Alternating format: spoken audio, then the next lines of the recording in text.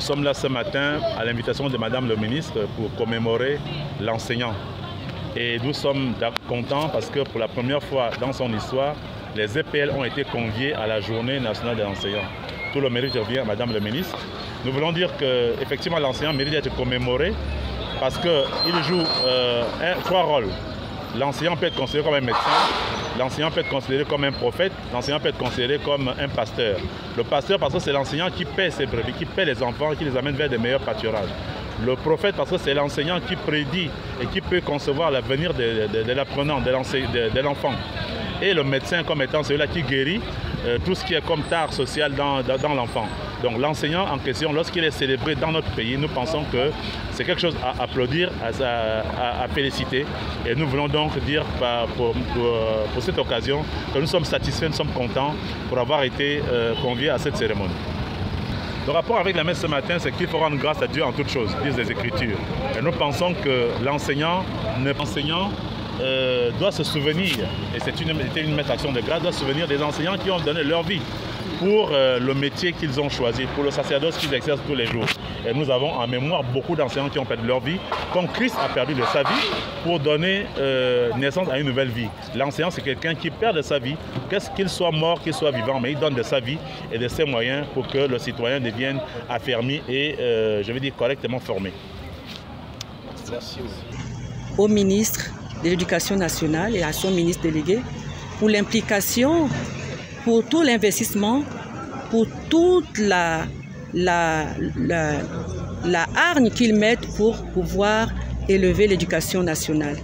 Et partant, les EPL que nous sommes, donc les établissements privés laïcs, nous lui sommes aujourd'hui reconnaissants de nous avoir conviés à cette célébration. Je vais déjà dire que l'établissement privé laïque prend une part entière au développement du Gabon. Et donc, nous sommes des partenaires privilégiés de l'éducation nationale.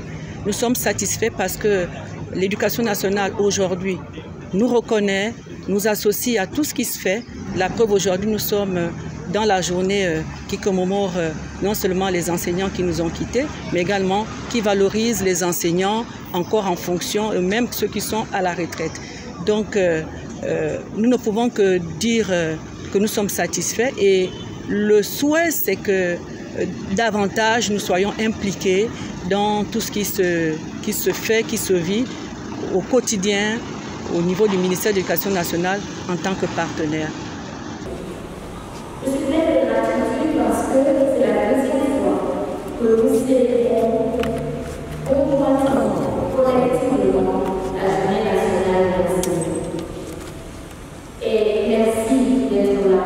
Merci pour ce devoir de mémoire, pour ce souvenir de ceux qui nous ont précédés. Nous pensons bien sûr à la vie. Nous pensons également à Nambo, qui nous a aussi écouté il y a pas très longtemps.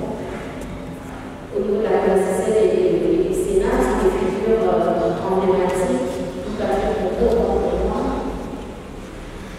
Et je pense tout à l'heure à tous les enseignants, ceux qui ont marqué notre histoire en tant qu'élèves. Hier, quand j'ai commencé dans la leçon de circonstances, je disais que j'ai confiance en vous. Confiance en vous.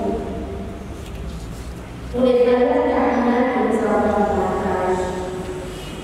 Mais au-delà de la confiance qui peut être infime, c'est surtout les plus hautes autorités qui ont confiance en vous, en telle desquelles je vais être. Oui, qui place l'éducation au cœur de ses priorités. Oui,